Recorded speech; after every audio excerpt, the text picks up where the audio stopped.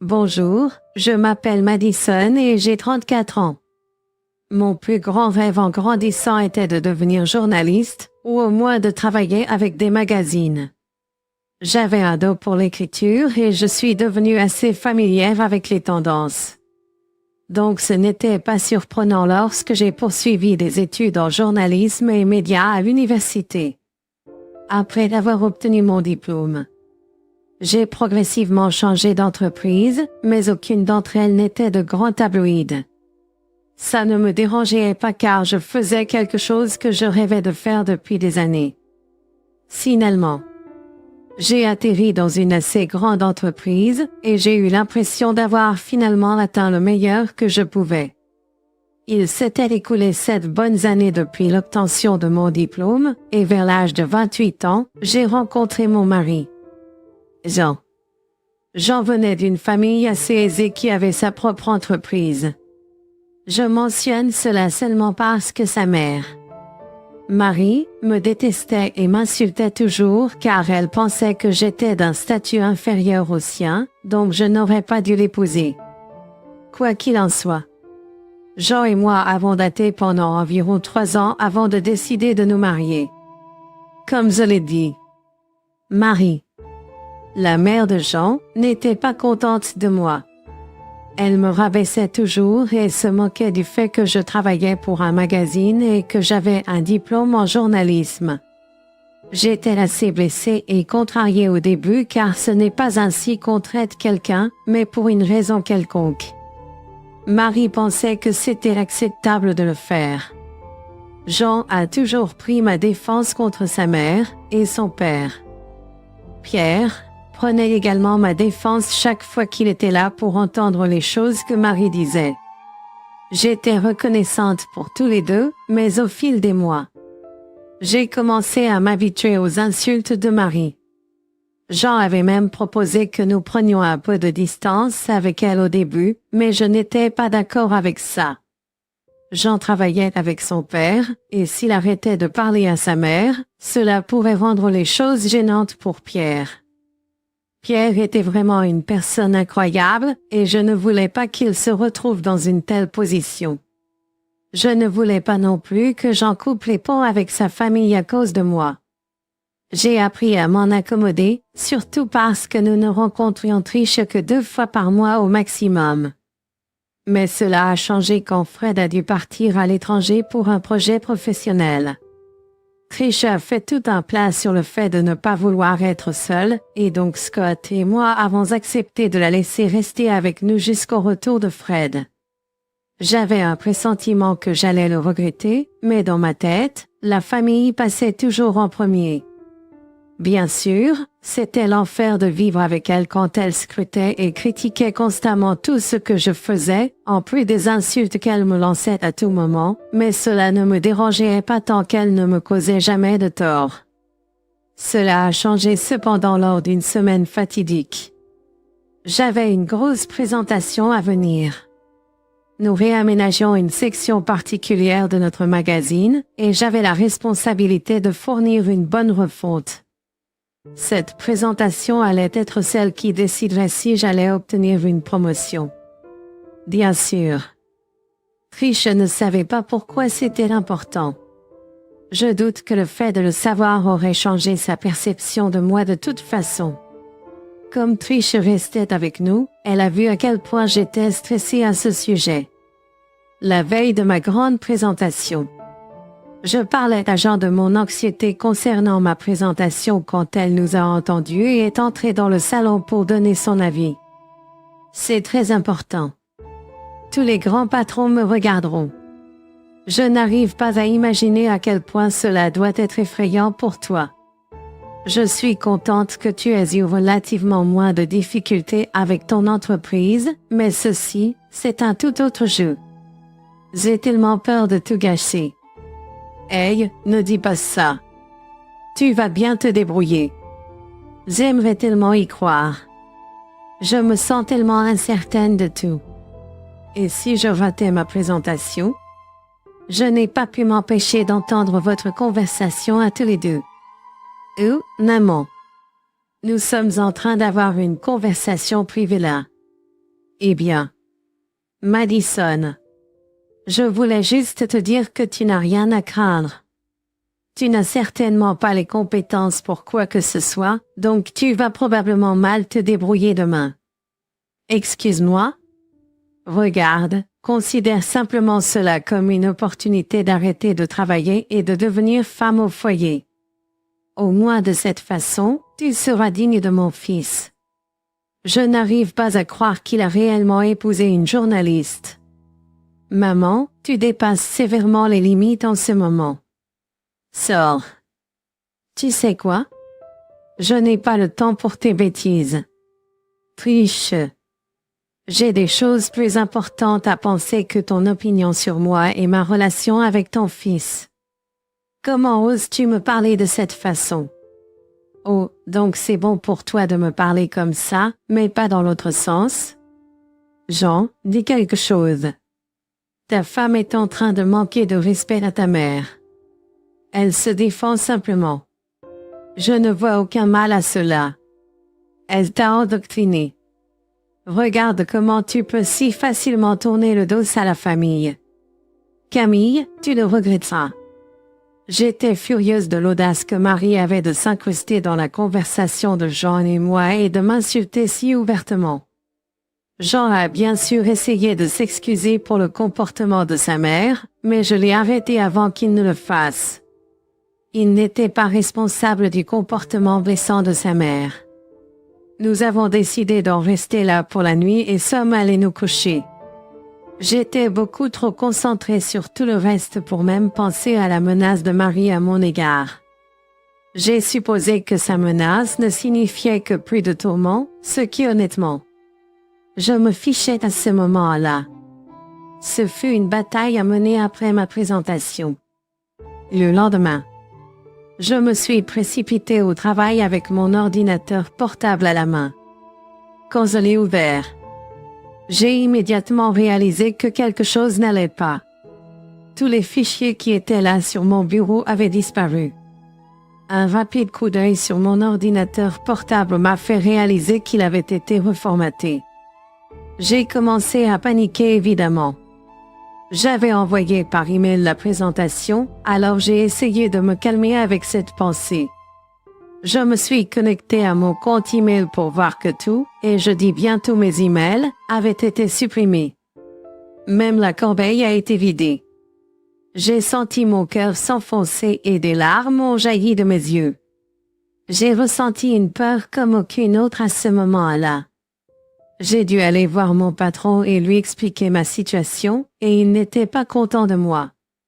J'ai dû l'écouter me crier dessus pendant un bon moment avant qu'il me dise de ne pas m'embêter avec la présentation car il avait déjà demandé à quelqu'un d'autre de s'en occuper au cas où je ferais une erreur. J'ai su à ce moment-là que toute opportunité pour moi de grandir dans cette entreprise avait été anéantie. Je ne pouvais pas croire que c'était ainsi que ma vie s'était déroulée. Je suis rentrée chez moi en larmes. J'en étais pas encore partie travailler, mais en voyant mon état, il a pris sa journée. Il m'a enlacée et m'a laissé pleurer un moment. Quand je me suis un peu calmée, il m'a demandé ce qui s'était passé. Qu'est-il arrivé, ma chérie? La présentation s'est-elle si mal passée? Il n'y avait pas de présentation pour commencer, du moins pas celle que j'ai faite. Hein?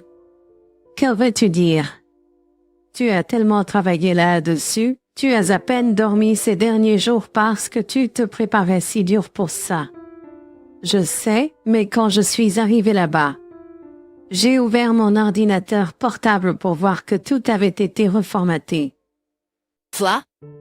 Comment cela s'est-il produit? Je n'en ai aucune idée. C'était tellement gênant et humiliant de devoir l'expliquer à mon patron. Attends, tu ne l'as peut-être pas sauvegardé ailleurs? Oui. Je me l'ai envoyé par mail, mais même ma boîte de réception et ma corbeille ont été vidées. Oh mon Dieu!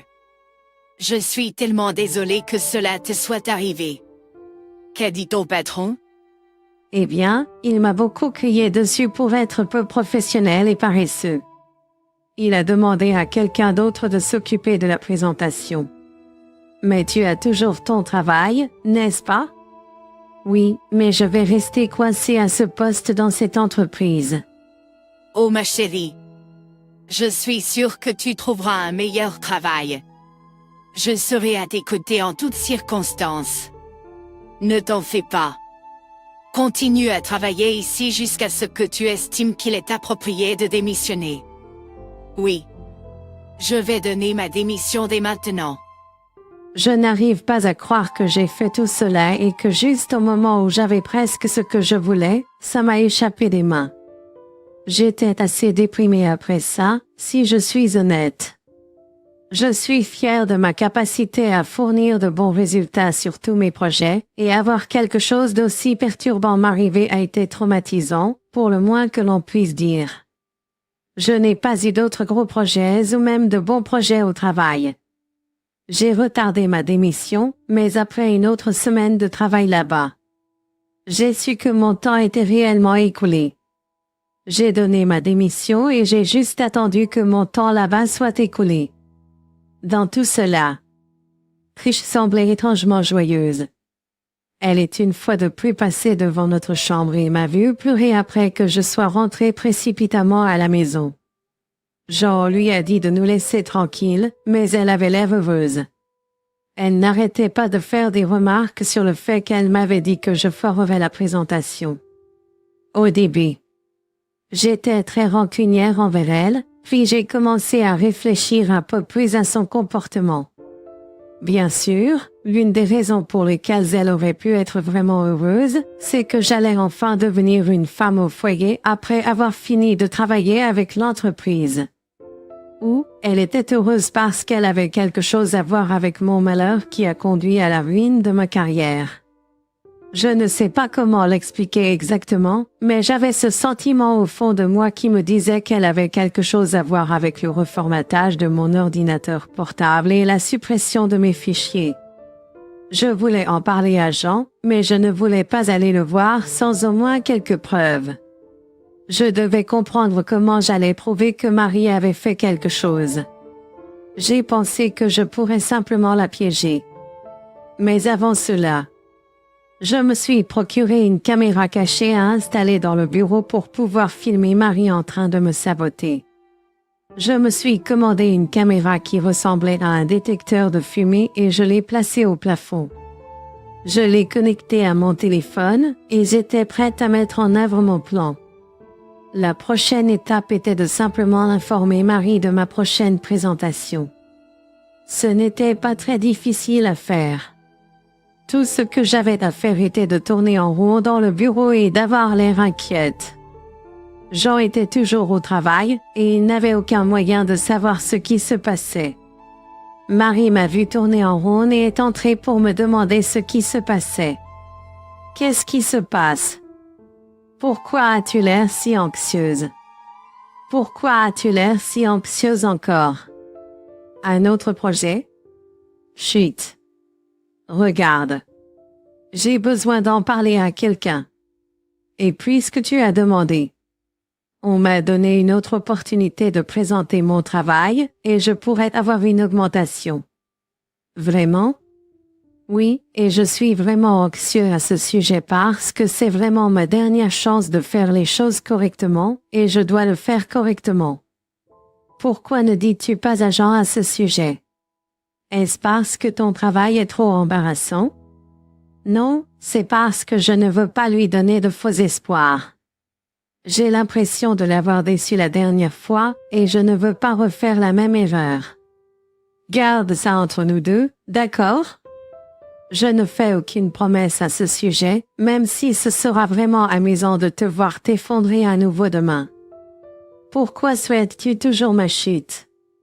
Je pense juste que tu es mieux adaptée à être une femme au foyer.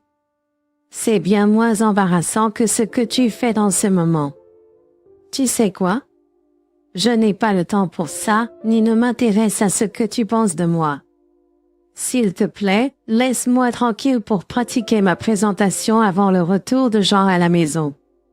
Marie est partie, mais pas avant d'avoir jeté un œil sur mon ordinateur portable et de m'avoir lancé un sourire narquois. J'ai senti dans mes os qu'il se passait quelque chose. J'ai attendu un peu plus longtemps au bureau et je suis partie seulement quand Jean est rentré à la maison. Marie est restée silencieuse à propos de ma présentation, mais elle n'a cessé de me lancer des sourires narquois pendant le dîner. Après le dîner, Jean et moi sommes retournés au lit. J'ai ouvert les images de bureau sur mon téléphone et je les ai surveillées au cas où je verrais un mouvement. Jean et moi avons regardé quelques épisodes d'une série télévisée comme nous le faisions chaque soir. Il n'y a pas eu de mouvement jusqu'à minuit. J'ai vu Marie entrer dans le bureau. J'ai immédiatement attiré l'attention de Jean sur l'écran de mon téléphone. Jean était d'abord confus, mais il a regardé quand Marie a ouvert mon ordinateur portable et a commencé à fouiller jusqu'à ce que mon ordinateur portable s'éteigne et redémarre. Jean m'a regardé pour une explication et je lui ai expliqué ce que j'avais fait. Dire qu'il était furieux contre Marie serait un euphémisme. Marie était toujours dans le bureau parce qu'elle avait décidé de rester et de fouiller dans mes affaires. Jean est sorti du lit et a foncé dans le bureau. Il a ouvert la porte et Marie a pâli en le voyant. Jean a fait de son mieux pour rester calme, alors il lui a juste demandé ce qu'elle faisait dans le bureau. Que fais-tu au bureau? Nanon? Oh, Rara. Je ne faisais rien. Vraiment? Et pourquoi l'ordinateur portable de Camille est-il encore ouvert? Tu m'accuses d'avoir fouillé ses affaires. Je pense que tu as fait bien plus que ça. Maman.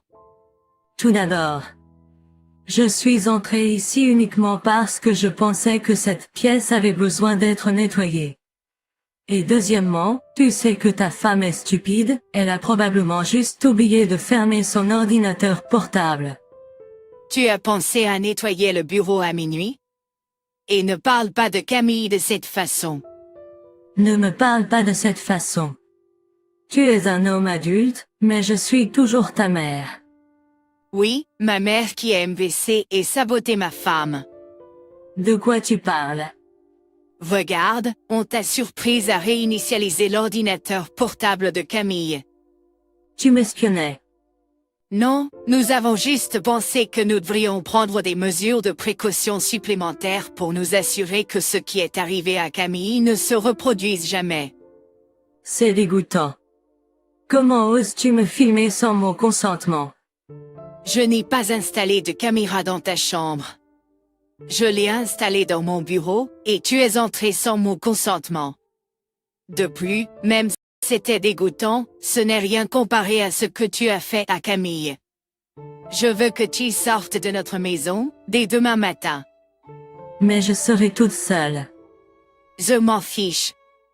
Le lendemain matin, Trish a essayé de gagner du temps en aidant à préparer le petit déjeuner et en faisant la vaisselle, mais Scott n'en voulait pas. Dès qu'elle eut fini de faire la vaisselle, Scott est descendu avec ses 2 sacs. Il lui a dit qu'il avait préparé ses affaires pour elle et lui a commandé un Uber. Trish a essayé de le supplier de rester et a même commencé à pleurer, ce qui était une expérience très étrange compte tenu du fait qu'elle était habituellement celle qui faisait pleurer les autres. Scott l'a laissée debout là et est allé dans notre chambre. Trish s'est tournée vers moi et a commencé à me crier dessus pour l'avoir piégée.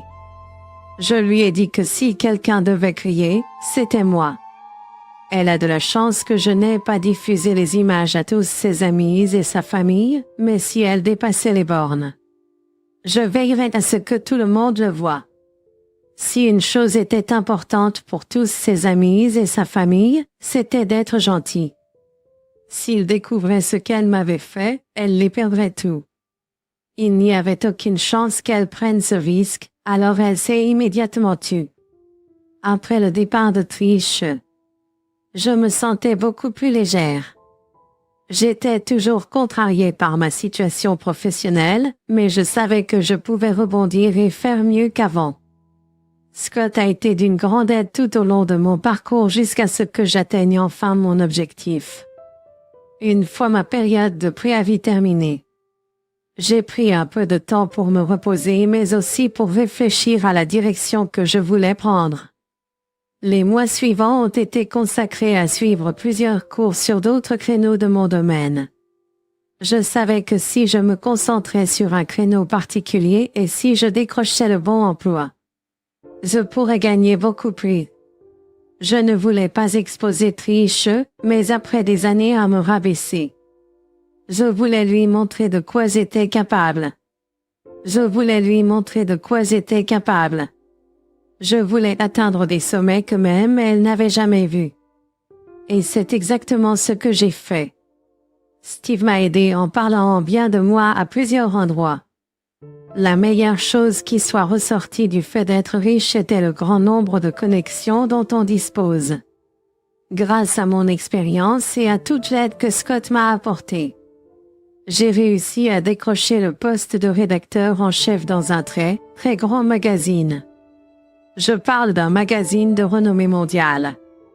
Le travail était dur, mais ça en valait la peine. Quelque part dans mon parcours pour devenir rédacteur en chef, j'ai oublié comment je voulais montrer à Trish de quoi j'étais capable. En fait, pendant ces mois, nous n'avions eu aucun contact avec elle. Je savais que j'en parlais toujours à son père car, eh bien, ils travaillaient ensemble. Mais j'en avais pas beaucoup entendu parler de sa mère. Son père, Pierre, lui a dit qu'elle était contrariée contre nous pour quelque chose mais a refusé de lui dire quoi. Au moins, Trish a pris au sérieux mon avertissement. Mais je devais finalement la rencontrer. Et il se trouve que ma société organisait une énorme fête à laquelle beaucoup de grandes personnalités étaient invitées, y compris Marie et Pierre.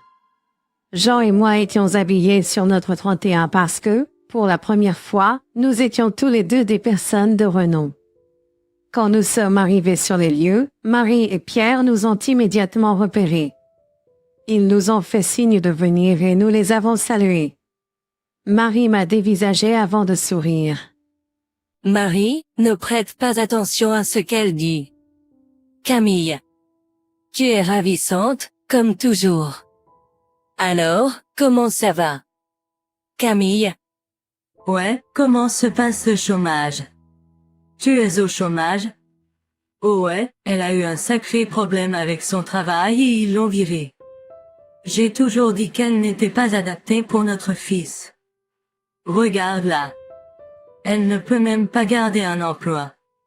Ça suffit, maman. PFF, arrête de prendre son parti. C'est assez triste que je doive la voir partout où nous allons. Je n'aurais pas à le faire si tu la laissais comme je te l'avais dit. D'accord, c'est assez.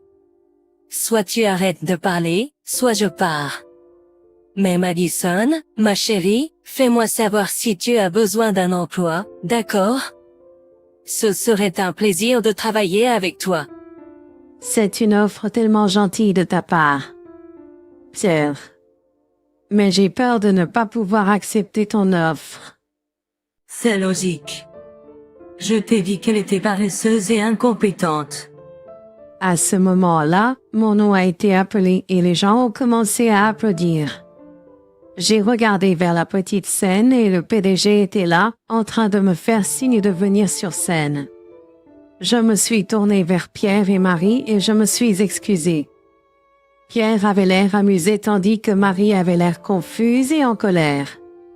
Marie avait l'air confuse et en colère. Le PDG a prononcé son discours et m'a félicité pour mon bon travail dans l'entreprise.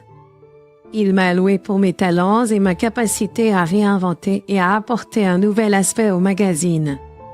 Le public a beaucoup applaudi pour moi et a demandé un discours de ma part. Bien sûr. J'ai dû remercier Jean d'avoir toujours été à mes côtés et toutes les personnes qui ont travaillé avec moi, sans lesquelles le magazine n'existerait pas.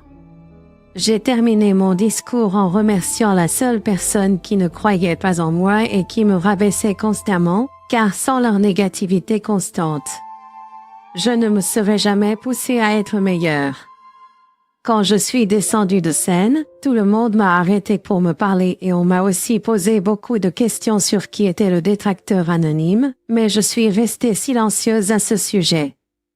Je me suis dirigée vers la table à laquelle Pierre, Marie et Jean étaient assis. Jean m'a fait le plus gros câlin et m'a félicité, et Pierre s'est levé pour me faire un câlin aussi. Marie m'a regardé avec colère. Oh! Camille, ma chérie, c'est incroyable. Je comprends tout à fait pourquoi tu ne voudrais pas venir travailler avec nous. Merci. Fred, bien que j'admette que si tu avais proposé cela il y a environ 6 mois, je n'aurais accepté. Tu aurais dû accepter l'offre de Fred. Au moins, tu aurais été mieux payé. Mieux payé, chérie? Je ne pourrais jamais faire ça. D'accord, elle ne vaut pas tout cet argent. Non. Je ne veux pas dire ça. Je veux dire que je ne pourrai jamais égaler ce qu'elle gagne actuellement. Hein? De quoi parles-tu? Veux-tu que je lui dise? Madison? Si je le dis, ça sonnera juste prétentieux, donc fais-moi l'honneur, s'il te plaît. Madison gagne au moins 5 fois plus que moi dans son poste actuel ici. Toi? Oh oui, elle a beaucoup plus d'argent que Scott ou moi ne pourrions jamais voir de notre vivant. Ce n'est pas possible. Tu dois te tromper. Il n'a pas tort, maman. Je le pensais vraiment quand je t'ai remercié. Sache juste que tu as été rien de moins qu'une brute avec moi, et j'espère que me voir beaucoup plus réussi que n'importe qui dans ta famille te pique. Oh regarde. J'ai des gens plus importants avec qui parler. Tu devras excuser Jean et moi. Pierre, n'hésite pas à venir nous voir quand tu veux. Au revoir. Marie. Pierre a ri et a levé son verre pour trinquer avec moi alors que Jean et moi laissions une Marie abasourdie à la table. Je ne m'étais jamais senti plus vivant et satisfait de ma vie. C'était vraiment un exploit incroyable que j'avais accompli et j'étais fière de là où Jean était arrivé. Je suis également très reconnaissant à Jean de m'avoir soutenu. Merci de m'avoir écouté.